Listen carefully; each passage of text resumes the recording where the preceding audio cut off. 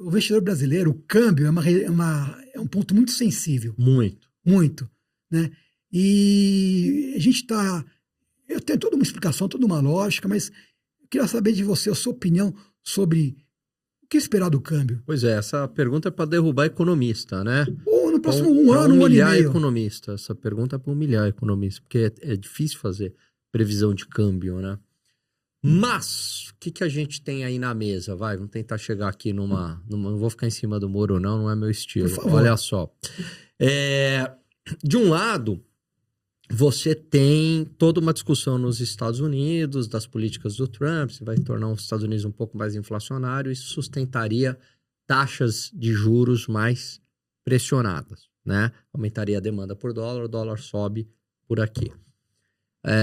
Não acho que Donald Trump vai colocar um protecionismo generalizado, porque isso se voltaria contra ele, a própria população não iria gostar. Então vai ser muito mais pontual, mas deve ter sim algum efeito de aumento de preço. Mas eu não acho que esse vai ser o maior fator de valorização da moeda norte-americana, né?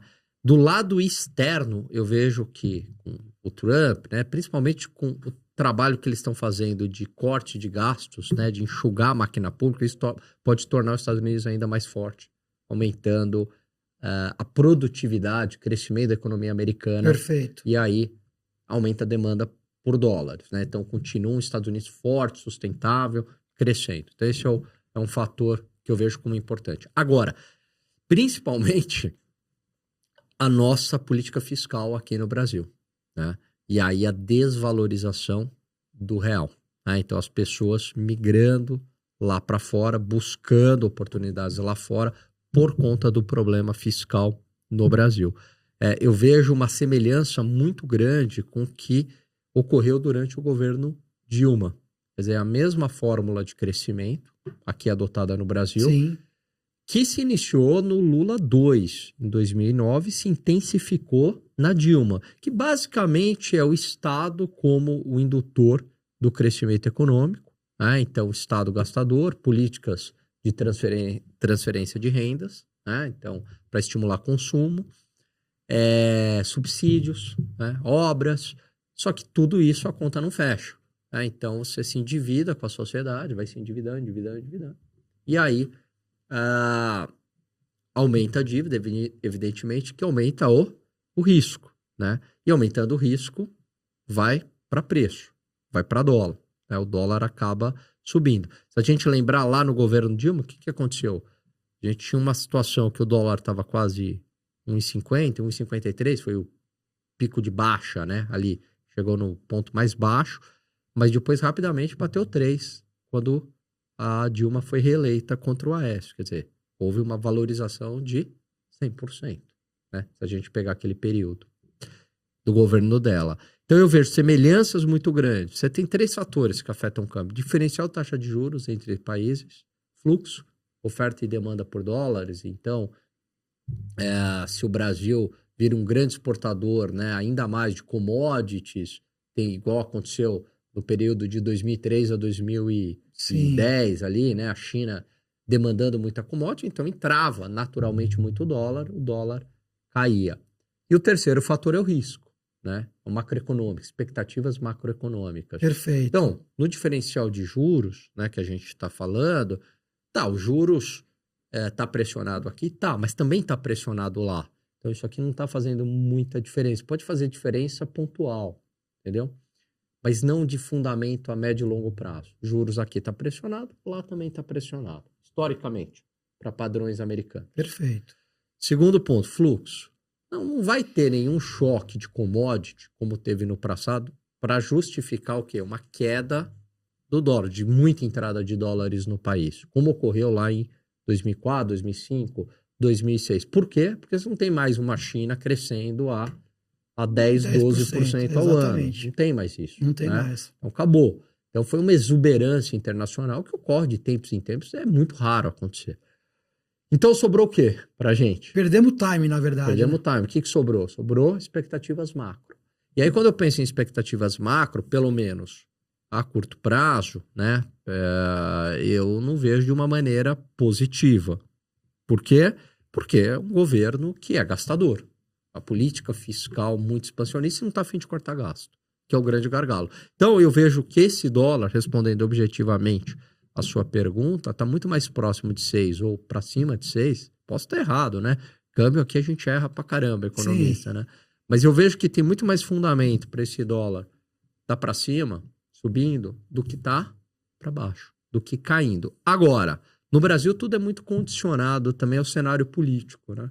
Sim. Uma vez eu dei aula numa empresa alemã, e aí o diretor da financeira da empresa, de planejamento estratégico, chegou para mim e falou, pô, é muito difícil fazer cenário no Brasil e justificar para o alemão. Porque para o alemão, muda o governo, ele não muda o cenário. Então ele diz assim, olha, entrou, né, a Merkel, saiu a Merkel, Olaf Scholz, né, entrou, saiu, tudo. O cenário é o mesmo, macroeconômico. No Brasil, é difícil, porque você dá um cavalo de pau, você gira 180. Então, dependendo de quem vier aí em 2026, pode mudar tudo. Pode Exatamente. o dólar pode cair se for um governo mais reformista do ponto de vista fiscal, um governo mais à direita, né? Ideias Sim, mais liberais e tal, etc. Concordo. O dólar pode cair.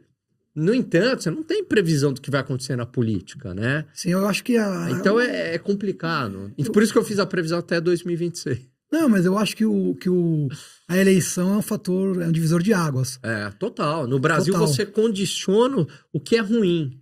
E Porque isso tira a previsibilidade. Pega a curva de câmbio desde o real, é sempre no ponto eleitoral, a mudança que dá isso. as inflexões da curva. Você pega a Dilma Aécio lá, que ela ganhou do Aécio, foi quando foi para 3, né?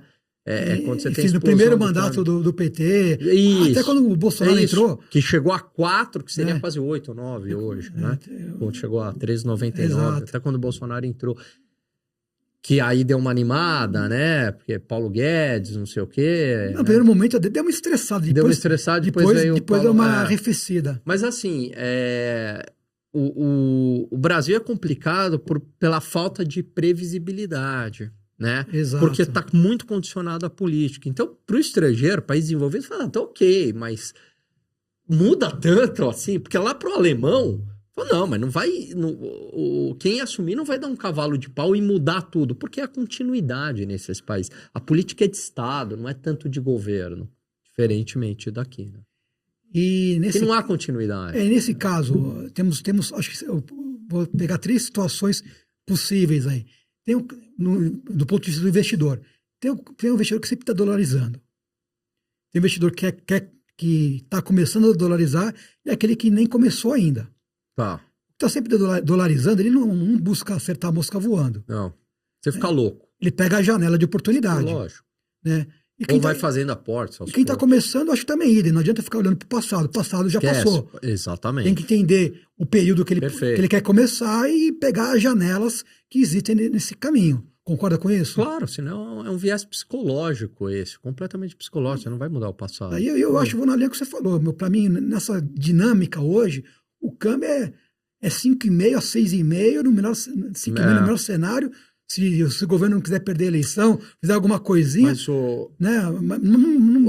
Marcelo, dificilmente baixa disso, né? Cara, uma das barreiras que a gente mais tem assim para convencer a pessoa a investir lá fora é o câmbio. Eu vou te contar o que acontece. O câmbio vai lá, começa a cair. Começa a cair. Aí o cara chega e fala assim, não, Alan, não vou porque tá caindo. Vai cair mais e eu vou ganhar. Não.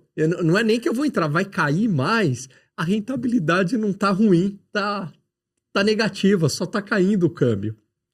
Aí quando começa a subir, putz, agora ficou caro, eu vou esperar cair. Ele sempre tem uma desculpa, né, para não dolarizar. E ele tá sempre arrependido. Pode reparar. Ele tem sempre a desculpa e ele tá sempre arrependido. Puxa, deveria ter comprado lá atrás. Puxa, né? Deveria ter entrado já há 2 anos. Nossa, agora eu perdi o time, não sei o quê. E aí eu falo o seguinte. Meu amigo, acertar o câmbio é muito difícil. Tá bom, vamos imaginar que você entrou a 6 e foi para 5. Entrou com o dólar a 6, tudo melhorou e foi para 5. Quanto que dá aqui? Pega a Dá calculadora uns aqui. 15, 16%. 16% de queda. De queda. Você tem ativos nos Estados Unidos que rendem muito mais do que isso. Exatamente. Num ano. Um ano. Num ano. E não tô nem pegando as magníficas 7. Porque todo mundo pega essas. Mag 7. Eu não acredito nessa desvalorização dessa magnitude. Não, né? Eu acredito num ajustezinho de 5%. Não, tô nem que olha lá. pegando Google, Microsoft. Não, tô nem pegando essas. Né? Você tem, sei lá, você pega o desempenho da GE nos últimos anos. Pega o desempenho do JP Morgan nos últimos anos. Né? Você vai ver. Então, assim, muitas vezes, e aí vários ativos nos Estados Unidos, né? Então, incluindo o mercado imobiliário. Então, a pessoa fica tão apegada ao que ela vai perder ou ganhar no câmbio, sendo que a valorização do ativo Exatamente. mais do que compensa uma eventual perda no câmbio. E se o passado é um bom guia, você ganha 2 vezes investindo lá fora. Você ganha no câmbio, porque a tendência é de alta, você ganha na valorização do ativo. Resumindo, é câmbio médio. É isso. Vai fazendo... Faça constantemente a câmbio médio. É isso. Pô, Que a mesma... eu acredito no que eu não vou esperar 2 anos para oportunidade. É câmbio médio. Eu tenho 1 ano. Durante um ano, eu acredito que vai variar de regularidade, de 5 a 7 a 6,5. Exatamente. Pô, se tá 5 a 7 é bom, se tá 6,20 tá ruim. Igual quando Ponto. alguém me pergunta, pô, Alan, eu quero viajar. Você acha que eu espero? Eu falo assim, qual que é teu objetivo? É viajar ou ganhar dinheiro? Né? Não, é viajar, eu quero viajar. Então não estrague a tua viagem. Sabe o que você vai fazendo? Vai comprando, ou comprar agora, ou vai comprando aos poucos. Mas não deixa para comprar em cima da hora, porque isso pode inviabilizar a tua viagem, se o dólar disparar. Né? Aqui, qual que é teu objetivo? Não é dolarizar, não é diversificar, não é buscar rentabilidade lá fora? Então vai fazendo aos poucos. Perfeito.